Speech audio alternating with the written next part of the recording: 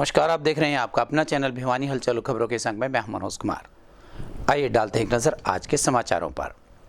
Property ID एवं no dues प्रमाण पत्र से संबंधित समस्याओं को लेकर नगर परिषद कार्यालय में बुधवार को एक खुला दरबार लगाया गया। प्राप्त जानकारी के अनुसार प्रत्येक बुधवार को इस प्रकार के खुले दरबार में आम जन की प्रॉपर्टी से संबंधित समस्याओं का समाधान किया जाएगा ताकि लोग परेशान न हों। स्थानीय नगर परिषद कार्यालय परिसर में बुधवार को दोपहर 12 बजे से साय 3 बजे तक खुला दरबार लगाया गया। खुले दरबार में नागरिकों की प्रॉपर्टी आईडी व नो ड्यूज प्रमाण पत्र से संबंधित समस्याओं का समाधान किया गया। प्रॉपर्टी आईडी से संबंधित समस्या के समाधान के लिए नागरिकों को रजिस्ट्री, वसीयतनामा, आधार कार्ड और परिवार पहचान पत्र आदि आवश्यक दस्तावेज साथ लाने जरूरी थे। वहीं अतिरिक्त उपायुक्त एवं जिला नगर आयुक्त राहुल नरवार ने बताया कि नागरिकों की प्रॉपर्टी आईडी व नो ड्यूज प्रमाण पत्र से संबंधित समस्याएं सामने आती हैं। इसी के चलते नगर परिषद कार्यालय परिसर में दोपहर 12 बजे से साय 3 बजे तक खुला दरबार लगाया गया है। उन्होंने कहा कि यदि किसी नागरिक की प्रॉपर्टी आईडी में नाम परिवर्तन, विकास शुल्क व अन्य कोई त्रुटि दुरुस्त करवाना तथा नो ड्यूज प्रमाण पत्र से संबंधित कोई समस्या है तो वे इस खुले दरबार में आकर अपनी समस्या के बारे में बताएं ताकि उन समस्याओं का अतिशीघ्र समाधान किया जाए। वहीं नागरिकों द्वारा भी काफी संख्या में पहुंचकर अपनी समस्याओं का समाधान किया गया। देखिए, मैं अभी आध पौने घंटे से यहाँ खड़ा हूँ, मुआयना कर रहा था। आधे लोग संतुष्ट, आधे लोग संतुष्ट भी नहीं है। और खुला दरबार जो आज लगाया गया, ऐसे कम से कम महीने में 4 दिन खुला दरबार लगाना चाहिए ताकि जनहित के जो समस्याएं आती प्रतिदिन वो आ नहीं रही है, वो ना हो। और मैं देख रहा हूँ लोग कह रहे हैं भाई साइड नहीं चल रही है, साइड नहीं चल रही है। तो अगर साइड नहीं चल रही है फिर खुले दरबार लगाने का फ़ायदा क्या है? साइड वगैरह जो भी है उसको कंप्लीट करके खुला दरबार लगाए ताकि जनता अपने काम के लिए चक्कर ना काटे और भ्रष्टाचार की भेंट ना चढ़े। देखिए, ये जो आज लगाया है जनता दरबार नगर परिषद के प्रशासन ने भिवानी बचाओ आंदोलन की टीम के साथ मिलकर, ये एक अच्छा कदम है, अच्छा प्रयास है। जो अविश्वास इस संस्थान के प्रति हो गया था, लोगों को भरोसा नहीं रहा था कि यहाँ पर कोई काम बिना पैसे भी और सिद्धांत ही हो सकता है। अब प्रशासन ने एक पहल करी है कि लोग आए, मौके पे अपनी समस्याओं का समाधान कराएं। दूसरी बात ये है कि जिस तरीके से घोटाले सामने आए थे, रसीद घोटाला, पीआईडी घोटाला, फर्जी चीज़ें यहाँ से बनी थी, तो लोगों को आशंकाएं भी हो गई थी कि जो टैक्स की रसीदें, जो डॉक्यूमेंट्स हमारे पास कमेटी से बन के आए हैं वो असली हैं कि नकली हैं। तो यहाँ पे मौके पे वो चेक भी करवा रहे हैं कि भाई मैंने ये रसीद कटाई थी, मेरी असली है क्या नकली, एक बार चेक करके बता दे, देख के बता दे। या जो हमने नक्शे पास कराए थे वो असली है, रिकॉर्ड में चढ़े हैं कि नहीं चढ़े हैं, या हमारी जो पीआईडी में जो स्टेटस है वो एक्चुअल यही है क्या जो हमारा एक्चुअल उसका प्रॉपर्टी का स्टेटस है। तो एक अच्छी कोशिश है और उम्मीद है कि अब ये प्रशासन कह रहा है कि हर बुधवार को ऐसा एक लगाया करेंगे शहर के लोगों के लिए खुला दरबार ताकि मौके ऊपर इस समस्याओं का समाधान हो। ये जो कदम उठाया गया है कैंप का और आज जिसका आयोजन किया गया है, मैं कह रहा हूँ कि बहुत ही अच्छा कदम उठाया गया है। और यह जो कदम उठाया है जनता की आवाज़ पे उठाया गया है। और मैं ये कहना चाहूँगा कि महीने में कम से कम 5 कैंप ऐसे लगने चाहिए, खुले दरबार लगाओ ताकि जनता की जितनी भी समस्या है उसका समाधान हो उसके। बहुत ही सराहनीय और अच्छा कदम है। और मैं कहता हूँ कि ये तो पहले की योजना में अगर होता तो इस तरह की दिक्कत नहीं आती, इस तरह का भ्रष्टाचार भी नहीं। भिवानी में अनेक वारदातों के मामले में फरार चल रहे वांछित अपराधियों को सीआईए स्टाफ द्वारा गिरफ्तार कर एक बड़ी सफलता हासिल की गई है। ब्लाइंड मर्डर, हत्या का प्रयास, अपहरण, अवैध वसूली और आर्म्स एक्ट इत्यादि में वांछित 4 मुख्य आरोपियों को गिरफ्तार किया गया है और उन्हें रिमांड पर लिया गया है। गौरतलब है कि सीआईए स्टाफ 2 भिवानी ने ब्लाइंड मर्डर, हत्या के प्रयास, अपहरण व अवैध वसूली पिस्टल पॉइंट पर करीब 6 लाख जबरदस्ती लेने व आर्म्स एक्ट इत्यादि में वांछित भगोड़े अपराधी को व गैंग के अन्य अपराधियों को गिरफ्तार कर बड़ी सफलता हासिल की है। आपको बता दें कि आरोपियों के द्वारा अहमदाबाद से थोड़ा आगे गुजरात में एक व्यापारी से सोने की चैन, सोने की अंगूठी व करीब 16 लाख रुपए लूटे गए थे। वह पुलिस टीम के द्वारा मुख्य आरोपियों के अतिरिक्त 4 अन्य आरोपियों को भी गिरफ्तार किया गया। वहीं अतिरिक्त पुलिस अधीक्षक भिवानी श्री हितेश यादव ने जानकारी देते हुए बताया कि जिला भिवानी के कई वारदातों में फरार चल रहे वांछित अपराधी को सीआईए स्टाफ द्वितीय भिवानी के इंचार्ज निरीक्षक रविंद्र कुमार के नेतृत्व वाली टीम के इंचार्ज सहायक उप निरीक्षक मनोज कुमार ने दिनांक 24 अप्रैल 2022 को कांडाघाट हिमाचल प्रदेश से गिरफ्तार करने में सफलता हासिल की थी। आरोपी की पहचान आजाद सिंह पुत्र नत्थू राम वासी नलोई जिला भिवानी के रूप में हुई थी। जांच इकाई के द्वारा आरोपी आजाद को दिनांक 25 अप्रैल 2022 2022 को पेश माननीय न्यायालय में पेश कर 5 दिन के पुलिस रिमांड पर हासिल किया गया है। रिमांड अवधि के दौरान आरोपी आजाद से गहनता से पूछताछ करने पर आरोपी द्वारा अनेक वारदात को करना कबूल किया है। साथ ही दिनांक 25 अप्रैल 2022 को CIA स्टाफ द्वितीय भिवानी के सहायक उप निरीक्षक रमेश कुमार ने आरोपी आजाद के 4 अन्य साथियों को गांव हरिता जिला हिसार से गिरफ्तार करने में सफलता हासिल की। आरोपियों की पहचान अमित्र पुत्र कृष्ण, राधेश्याम उर्फ राधे पुत्र राजेंद्र सिंह वासी हरिता जिला हिसार, प्रकाश पुत्र पोलूराम वासी बड़वा जिला भिवानी व विजय उर्फ विशाल पुत्र रमेश कुमार वासी आदमपुर जिला हिसार के रूप में हुई है। जांच इकाई के द्वारा उपरोक्त चारों आरोपियों को भी आज पेश माननीय न्यायालय में पेश कर 4 दिन के पुलिस रिमांड पर हासिल किया गया है तथा रिमांड अवधि के दौरान 5 आरोपियों से गहनता से पूछताछ जारी है। हमारी CIA की टीम है, CIA 2, जिसके इंस्पेक्टर रविंदर इंचार्ज हैं। उन्होंने अपनी पूरी टीम के साथ मिलकर पिछले काफ़ी दिनों से हम एक बहुत ही शातिर अपराधी है जिसके खिलाफ लगभग 12 मुकदमे पहले भी रजिस्टर्ड हैं, जिसका नाम है आज़ाद, जो नलोई गांव का रहने वाला है। लगभग 30 साल के आसपास इसकी उम्र है और पिछले काफ़ी दिनों से हम इसके पीछे लगे हुए थे। कुछ सीक्रेट सोर्सेज थे, उसको हमने डेवलप किया और हिमाचल प्रदेश की एक लोकेशन से हमने इसको अरेस्ट किया 24 तारीख को। और पूछताछ जो हमने इस व्यक्ति से की है, इस पूछताछ में इससे हमने लगभग 7 केसेस और ऐसे हैं जिसमें इनका इन्वॉल्वमेंट डायरेक्ट रूप से मिला है, जिसमें एक केस मर्डर का है, एक डकैती का है, एक अटेम्प्ट टू मर्डर है, एक रॉबरी है, एक रैंसम है और एक मर्डर का जो केस था उसके अंदर ये पहले PO बने हुए थे।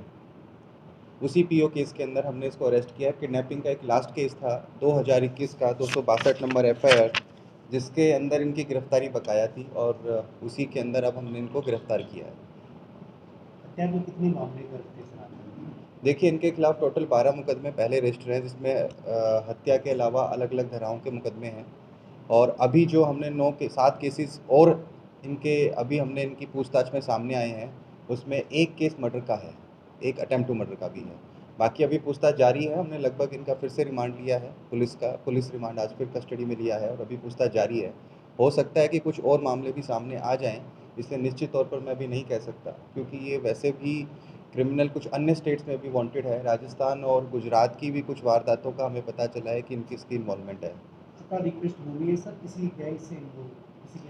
देखिए, अभी तक तो हम ये नहीं कह सकते कि ये खुद का गैंग के अलावा किसी और गैंग से भी इन्वॉल्व है, बट हाँ, शातिर अपराधी है और गैंग में काम करता है। इसके 4 साथी जो हैं वो भी हमने अरेस्ट किए हैं और उनका भी प्रीवियस क्रिमिनल रिकॉर्ड है, तो इस बात में तो कोई दोराई नहीं है कि ये खुद का गैंग ऑपरेट करता है। इस तरह से आपराधिक वारदातें 12 से ज़्यादा? देखिए, क्राइम में एंटर करने के पीछे कोई भी सोशल बैकग्राउंड हो, मैं नहीं कह सकता कि इस विषय में कोई आदमी अपनी जस्टिफिकेशन दे पाएगा कि क्या वजह रही है, लेकिन अभी तक जो पूछताछ सामने नहीं है उसमें ऐसा कोई रीज़न सामने नहीं आया जिससे उसके क्राइम में घुसने का कोई पारिवारिक रीज़न रहा हो, कोई रंजिश रही हो। उसका अपना ये पर्सनल डिसीजन है। प्रोफाइल देखा हुआ सर किसी नीयत से, किसी पैसे की नीयत से? नहीं, अभी तक मैं ऐसा कोई इंसिडेंस नहीं देख सकता जो उसके सोशल फैब्रिक को डिस्क्राइब करे जिससे ये कहा जाए कि उस वजह से इसने क्राइम शुरू किया। क्राइम शुरू करना इसकी अपनी खुद की चॉइस हो सकती है, लेकिन गलत चॉइस है। पहला कोई खास मामला रहा हो जिसमें क्राइम? देखिए, ऐसा कोई इस आदमी का सप्रेशन नहीं है जिससे इसने उसके अगेंस्ट जाकर इस ऑफेंस को करने की ठानी हो। पेशावर क्रिमिनल है, शातिर अपराधी है और 1.5 साल से फरार है और सब तरह के ऑफेंसेस में इन्वॉल्व है। कोई पर्टिकुलर कैटेगरी नहीं है, डकैती भी है, रॉबरी भी है, किडनैपिंग, रैंसम, मर्डर, मतलब किसी भी तरह का कोई ऐसा ऑफेंस है नहीं जो इस व्यक्ति ने ना किया हो। 5 मामले। पूर्व सांसद श्रुति चौधरी को हरियाणा प्रदेश कांग्रेस कमेटी के कार्यकारी अध्यक्ष बनाए जाने पर पार्टी कार्यकर्ताओं ने मिठाई बांटकर अपनी खुशी जाहिर की। ब्लॉक कोऑर्डिनेटर देवराज मेहता का कहना था कि भाजपा सरकार अपनी नीतियों में फेल हो चुकी है और कांग्रेस हाईकमान ने जनता की मांग पर श्रुति चौधरी को ये बड़ी जिम्मेवारी सौंपी। भिवानी महेंद्रगढ़ से पूर्व सांसद श्रुति चौधरी को हरियाणा प्रदेश कांग्रेस कमेटी की कार्यकारी अध्यक्ष बनाए जाने पर कार्यकर्ताओं में काफी जोश एवं उत्साह दिखा। श्रुति चौधरी को इतनी बड़ी जिम्मेवारी सौंपे जाने की खुशी में बुधवार को कांग्रेसियों ने स्थानीय घंटाघर चौक पर लड्डू बांटकर खुशी मनाई तथा शीर्ष नेतृत्व का आभार जताया। इस दौरान सभी कार्यकर्ताओं ने एक स्वर में कहा कि भिवानी जिले पिछले 7 वर्षों से विकास के मामले में उपेक्षा का शिकार हो रहा है तथा भिवानी जिले का यदि कोई विकास करवा सकता है तो वह किरण चौधरी एवं श्रुति चौधरी ही हैं। इस मौके पर भिवानी के ब्लॉक कोऑर्डिनेटर देवराज मेहता ने कहा कि भाजपा सरकार की नीतियों से फेल हो चुकी है तथा जनता भी भाजपा सरकार की जन विरोधी नीतियों से तंग आ चुकी है। आज देश व प्रदेश में सिर्फ महंगाई, बेरोजगारी एवं भ्रष्टाचार ही दिखाई देता है, जिसके कारण पिछले 7 वर्षों में देश व प्रदेश 25 वर्ष पीछे चला गया है और यह सब भाजपा सरकार की जन विरोधी नीतियों के कारण हुआ है। मेहता ने कहा कि आज जनता कांग्रेस की तरफ उम्मीद भरी निगाहों से देख रही है तथा जनता भी यह जानती है कि यदि भिवानी एवं भिवानी की जनता का कोई भला कर सकता है तो वह सिर्फ किरण चौधरी एवं श्रुति चौधरी हैं तथा कांग्रेस हाईकमान ने जनता की मांग सुनते हुए श्रुति चौधरी को इतनी बड़ी जिम्मेवारी सौंपी है। वहीं इस मौके पर भिवानी कार्यालय सचिव दिलबाग निमड़ी ने कहा कि श्रुति चौधरी को इतनी बड़ी जिम्मेवारी सौंपे जाने के बाद कांग्रेसियों में खुशी की लहर है। उन्होंने कहा कि नारनौल में एक पानी की लाइन है जिसे श्रुति चौधरी लाइन के नाम से जाना जाता है। इससे साफ जाहिर होता है कि उन्होंने जनता के मुद्दों को गंभीरता से लेते हुए जनहित के कार्य किए, इसलिए जनता भी उन्हें इतना स्नेह करती है। आज कांग्रेस पार्टी के संगठन का अभियान शुरू हो गया, पहला स्टेप हो गया। आज श्रीमती श्रुति चौधरी को कांग्रेस का कार्यकारी अध्यक्ष बनाया है। सभी कार्यकर्ताओं में खुशी की लहर है। अब उम्मीद बंदी है कि बहुत अच्छा संगठन हम खड़ा करेंगे। बीजेपी की नीतियों से लोग बहुत परेशान थे, उनकी नीतियां भी फेल रही और जो उनके घोटाले निकले हैं उससे हर आदमी निराश है, लेकिन लोग कांग्रेस की तरफ देख रहे थे। आज एक अच्छी शुरुआत हुई है। श्रुति चौधरी के नेतृत्व में हम इस बहुत बड़ा संगठन और मजबूत संगठन खड़ा करेंगे और लोगों को कांग्रेस की नीतियों के बारे में समझाएंगे। हम यहाँ सभी कांग्रेस कार्यकर्ता इकट्ठे हुए हैं और सभी व्यापारी हमारे साथ हैं और आज हम इस खुशी में लड्डू बांट रहे हैं। किरण चौधरी और श्रुति चौधरी आज ये साबित कर दिया कि भिवानी महेंद्रगढ़ की आवाज़ को पहले चौधरी बंशीलाल सुरेंद्र सिंह उठाते रहे और अब इन साबित कर दिया कि अगर कोई भिवानी हरियाणा का को भला करेंगे, अपने भिवानी का भला करेंगे तो यही करेंगे। और बड़ी कार्यकर्ता बड़ी खुशी है, आज बड़ी उम्मीद जागी है, बहुत बढ़िया होगा आगे भी। खुशी की लहर है बहुत है। आज जो बहन श्रुति चौधरी जी को कार्यकारी अध्यक्ष बनाया है, ये सोनिया गांधी जी और राहुल गांधी जी की दूरदर्शिता का फल है कि उन्होंने भविष्य सोचकर कि आगे यूथ को ही सीएम बनाया जाएगा। किरण चौधरी जी और जब तक श्रुति चौधरी जी हमारे साथ हैं, वर्करों में जान है और कांग्रेस जरूर सत्ता में वापस। श्रुति चौधरी जी को कार्य अध्यक्ष बनाए जाने पर वर्करों में बड़ी खुशी की लहर है, क्योंकि कांग्रेस हाईकमान ने ये महसूस किया है कि कांग्रेस को आगे ले जाने में चौधरी बंशीलाल जी, चौधरी सुरेंद्र सिंह के मार्गदर्शन पर चलते हुए श्रुति चौधरी का अनुभव का काफ़ी लाभ मिलेगा, क्योंकि श्रुति चौधरी ने हमेशा संगठन में और सरकार में काफ़ी अच्छा काम किया है। क्योंकि आज भी नारनौल में आप जाके देखिए, एक लाइन पानी की लाइन है, वो श्रुति चौधरी की लाइन के नाम से जानी जाती है और श्रुति चौधरी में काफ़ी दमखम है और कांग्रेस पार्टी की नीतियों को विश्वास करते हुए कांग्रेस पार्टी में जोश का संचार है और वर्करों में काफ़ी उत्साह है। और मैं हाईकमान का, श्रीमती सोनिया गांधी, राहुल गांधी, किरण चौधरी जी का और हमारे बंसल जी का आभार व्यक्त करता हूँ। भिवानी शहर में बिना दहेज के अपने बच्चों की शादी कर 2 दोस्तों ने एक अच्छा उदाहरण पेश किया है। इस अवसर पर सीजीएम श्री हिमांशु सिंह ने आशीर्वाद देते हुए कहा कि दहेज रूपी कलंक को जड़ से मिटाने के लिए युवाओं को आगे आना चाहिए। पीएलवी वीरेंद्र सिंह और पीएलवी राजेश बिष्ट ने अपने बच्चों को बिना दहेज के ही परिणय सूत्र में बंधने की पहल की। पीएलवी वीरेंद्र मिंटू के लड़के हरीश और पीएलवी राजेश बिष्ट की लड़की प्रभा ने बिना दहेज की शादी की है। इतना ही नहीं, भारी भरकम बारात ना होकर केवल 11 व्यक्ति ही बाराती बने और घर पर एक सादे समारोह में विवाह संपन्न हुआ। जिला विधिक सेवा प्राधिकरण के सचिव एवं मुख्य न्यायिक दंडाधिकारी हिमांशु सिंह ने नवविवाहित जोड़े को अपने कार्यालय में बुलाया और दोनों को अपना आशीर्वाद भी दिया। अपने संदेश में सीजीएम हिमांशु सिंह ने बताया कि यह शादी डीएलएसए के सार्थक प्रयासों का परिणाम है। नवदंपति लड़का लड़की के पिता पिता दोनों ही डीएलएसए में पैरालीगल वॉलंटियर के तौर पर कार्यरत होते हुए आम जन को कानूनी जागरूकता अभियान के अंतर्गत कार्य करते हैं। उन्होंने कहा कि दहेज प्रथा समाज पर एक कलंक है, इसे मिटाना जरूरी है। इसके लिए सभी को मिलकर प्रयास करने होंगे। उन्होंने कहा कि पैरालीगल वॉलंटियरों ने सादे समारोह में अपने बच्चों को बिना दहेज शादी रचाकर समाज में जागरूकता लाने का काम किया है, जिसके लिए वे बधाई के पात्र हैं तथा वे उनके उज्जवल भविष्य की कामना भी करते हैं। यह सरकार के बेटी बचाओ बेटी पढ़ाओ अभियान को भी प्रबल बनाने में एक प्रयास है। वहीं डीएलएसए के पैरालीगल वॉलंटियर वीरेंद्र सिंह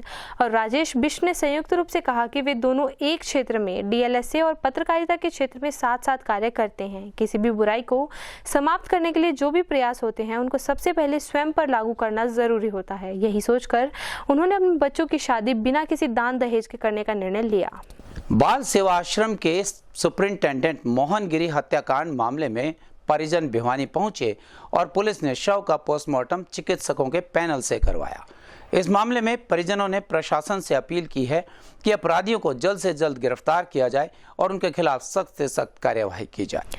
गौरतलब है कि भिवानी की रेलवे रोड के निकट बाल सेवा आश्रम में हुए हत्याकांड के मामले में सुप्रीडेंट मनमोहन गिरी के परिजन आज भिवानी पहुंचे तथा आज भिवानी के चौधरी बंसीलाल सामान्य अस्पताल में पुलिस ने शव का पोस्टमार्टम डॉक्टरों के पैनल के द्वारा करवाया। वहीं इस मामले में मनमोहन गिरी के लड़के वशिष्ठ गिरी ने बताया कि कल उन्हें आश्रम से फोन आया था कि उनके पिता की किसी ने हत्या कर दी है। इसी सूचना पर वे भिवानी पहुंचे हैं। उन्होंने बताया कि उनके पिताजी का स्वभाव बिल्कुल शांत था तथा वह कभी भी गुस्सा नहीं करते थे, ना ही उनकी किसी से पुरानी रंजिश थी। उन्होंने जिला प्रशासन से अपील की है कि उनके अपराधियों को जल्द से जल्द गिरफ्तार किया जाए और उन पर सख्त से सख्त कार्रवाई की जाए। इसके साथ साथ उन्होंने इस हत्याकांड को लेकर आश्रम के ही लोगों पर शक जताया। उन्होंने कहा कि आश्रम में इतनी ऊंची ऊंची दीवारें होने के बाद बाहर से कोई आदमी अंदर नहीं आ सकता, इसलिए उन्होंने जिला प्रशासन से अपील की है कि इस मामले की जांच निष्पक्ष रूप से की जाए और दोषियों को जल्द से जल्द गिरफ्तार किया जाए। किसान भाइयों को कपास की बिजाई 15 मई तक पूरी कर लेनी चाहिए ताकि फसल को गुलाबी सुंडी से बचाया जा सके।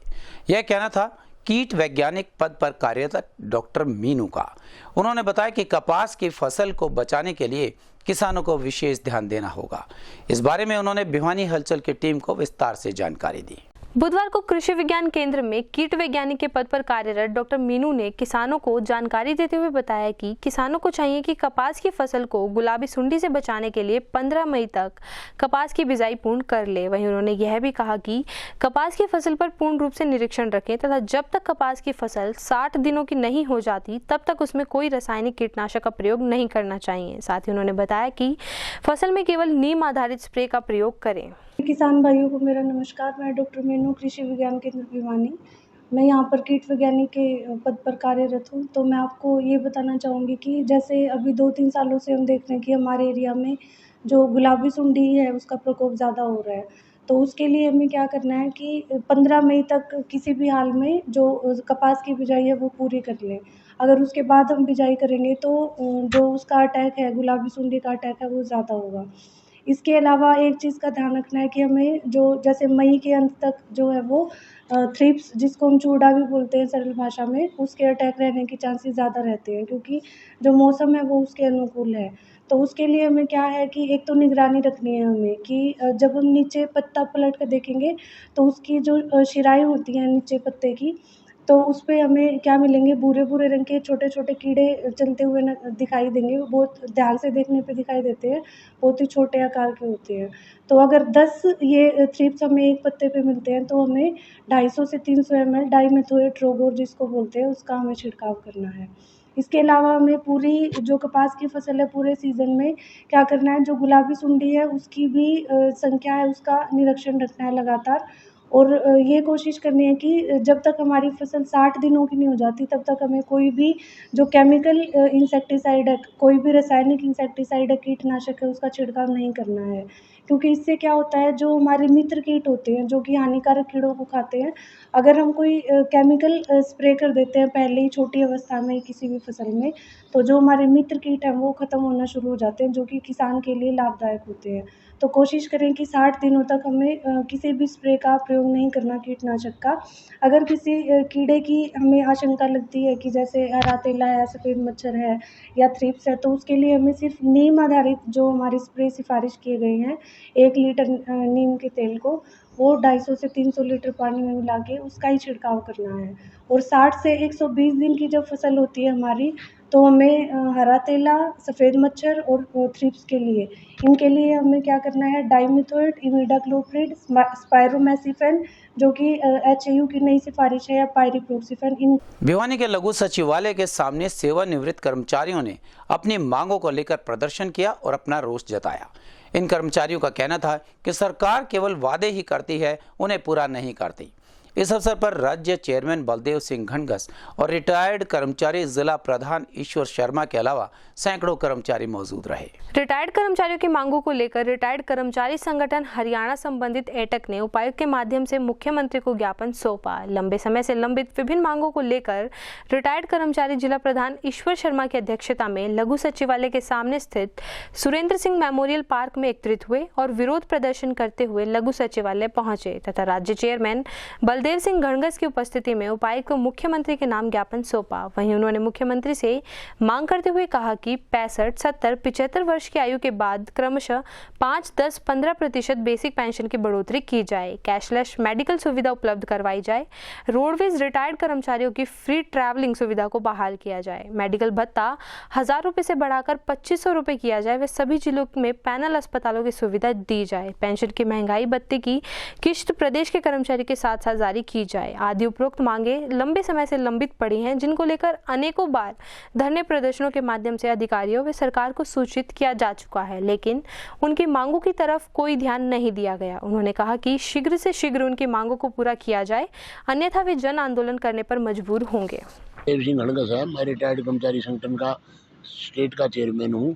आज ये पूरे प्रदेश के अंदर 27 तारीख को हमारे रोहतक के अंदर स्टेट कार्यकारिणी में एक निर्णय लिया था।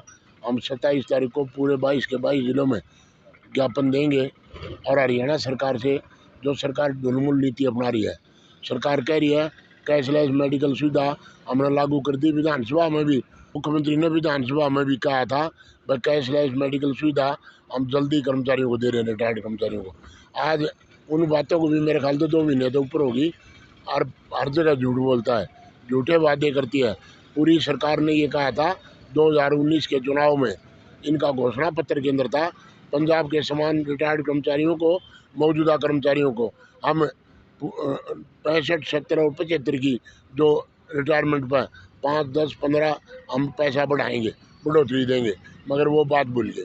इन्होंने ये भी कहा था हम मेडिकल भत्ता जो आज महंगाई का जुर्म है, हर आदमी बीमार है, जिसकी उम्र 70, 75, 80 साल हो जाती है, हर आदमी की दवाइयों की जरूरत पड़ती है। 1000 रुपये मेडिकल भत्ता इसको बढ़ाएंगे, 3000 करेंगे।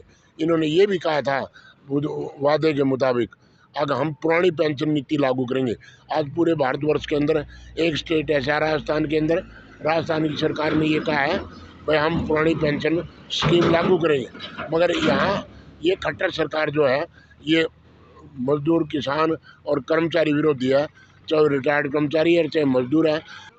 आज हम पूरे प्रदेश के अंदर जिला स्तर पर हमें जो है रिटायर्ड कर्मचारियों की मांगों के लिए हम ज्ञापन उपायुक्त महोदय के द्वारा मुख्यमंत्री को देने के लिए आए हैं और उसमें हमारी मुख्य मांगे थी भाई 65, 70, 75 साल के उपरांत हमारे के जो है महंगाई भत्ते के हिसाब से उसका हमारा बढ़ाया जाए। इसी प्रकार से हमारे कैशलेस की जो सुविधा सरकार ने जो है विधानसभा के अंदर मुख्यमंत्री ने घोषणा की थी वो भी लागू नहीं की गई है और हमारा 18 महीने का जो हमारा डीए रुका हुआ है हम उसकी भी मांग करते हैं। और इसी प्रकार से जो हमारे परिवहन विभाग के रिटायर्ड कर्मचारी जो साथी हैं उनका एक सरकार ने कर्मचारियों के साथ बेहुदा मजाक किया है। उन्होंने जो है ये लागू कर दिया आगे रिटायरमेंट के बाद परिवहन विभाग के अंदर जो रोडवेज का रिटायर्ड कर्मचारी है उसका जो है किराया लिया जाएगा, जो कि एक कर्मचारी इतने वर्षों तक जो है कि सरकार के अंदर परिवहन विभाग के अंदर सेवा देके सेवानिवृत्त होता है और उसके ऊपर ये सरकार एक ऐसा गलत फैसला ले रही है जो कि बहुत ही निंदनीय है। युवाओं से रोजगार छीनकर सरकार उनकी जिंदगी के साथ खिलवाड़ कर रही है, यह कहना था हरियाणा शारीरिक शिक्षक संघ के राज्य प्रधान सतबीर देसवाल का। बर्खास्त पीटीआई धरने पर पहुंचकर उन्होंने अपने विचार व्यक्त किए और उनकी बहाली के लिए तुरंत मांग की। रोजगार देकर युवाओं की जिंदगी संवारने की ढींग हाँकने वाले प्रदेश के मुखिया ने लोगों से रोजगार छीनकर उनकी जिंदगी बेरोजगारी व बर्बादी तले रौंदने का काम किया है। भाजपा शासनकाल में रोजगार देने की बजाय रोजाना विभिन्न विभागों की भर्तियां रद्द कर उनसे रोजगार का हक छीनते हुए उन्हें भूखा मारने का काम किया जा रहा है। ऐसा ही हाल आज प्रदेश के बर्खास्त पीटीआई के हैं, जो बहाली की मांग को लेकर 2 वर्षों से अधिक समय से धरने पर बैठे हैं। यह बात स्थानीय लघु सचिवालय के समक्ष धरने पर बैठे बर्खास्त पीटीआई को संबोधित करते हुए हरियाणा शारीरिक शिक्षक संघ के राज्य प्रधान सतबीर देसवाल ने कही। बहाली की मांग को लेकर जारी बर्खास्त पीटीआई के धरने के 681वें दिन बुधवार को क्रमिक अनशन पर दिलबाग जांगड़ा, सुनील कुमार, राजेश कुमार एवं वीरेंद्र जाखड़ रहे। वहीं देसवाल ने चेतावनी दी कि यदि जल्द ही बर्खास्त पीटीआई को बहाल नहीं किया गया तो विभिन्न कर्मचारी संगठनों को साथ लेकर सरकार के खिलाफ बड़ा आंदोलन छेड़ा जाएगा। मेरा नाम सतबीर देसवाल है और मैं राज्य प्रधान हरियाणा शारीरिक शिक्षक एसोसिएशन। और आज मुझे मेरा सौभाग्य है कि आज मैं भिवानी की पावन धरती में पहुंचा हूं और साथियों के साथ पूरा संघ, पूरा जो है हरियाणा साथ है। आज रिटायर्ड साथी भी हमारे साथ हैं, पूरा पंचायत और सब लोग साथ हैं। मैं इस कड़ी में सरकार से एक ही बात कहना चाहता हूं कि बड़े बड़े बोर्डों पर लिखा हुआ है नेक इरादे निभाए वादे, लेकिन सरकार से मैं ये अपने एसोसिएशन की तरफ से मांग करना चाहूँगा, पूछना चाहूँगा कि क्या वादा निभाया है। आज बेरोजगारी चरम सीमा पे है, आज जो रोजगार लगे हुए साथी सड़कों पर बैठे हुए हैं, अगर इसी को विकास मानते हैं सरकार तो ये उनकी मर्जी है। हम ये चाहते हैं कि देश का विकास हो, सरकार ये चाहती है कि विकास हो। सरकार कह रही है विकास कर रहे हैं, लेकिन विकास तब होगा जब लोगों को रोजगार मिलेगा। यहाँ तो उल्टा काम हो रहा है, रोजगार मिलने की बजाय रोजगार छिन रहा है। तो ये कौन सा विकास है, मैं जानना चाहता हूँ। माननीय मुख्यमंत्री ने हमारे साथियों को दोबारा से इनका घर बसाने का, इनको दोबारा से सेट करने का कितनी बार वादा किया है, लेकिन एक भी वादा पूरा नहीं किया है। हमारे संग में बस इतना ही। अगले के लिए देखते रहेगा आपका अपना चैनल भिवानी हलचल।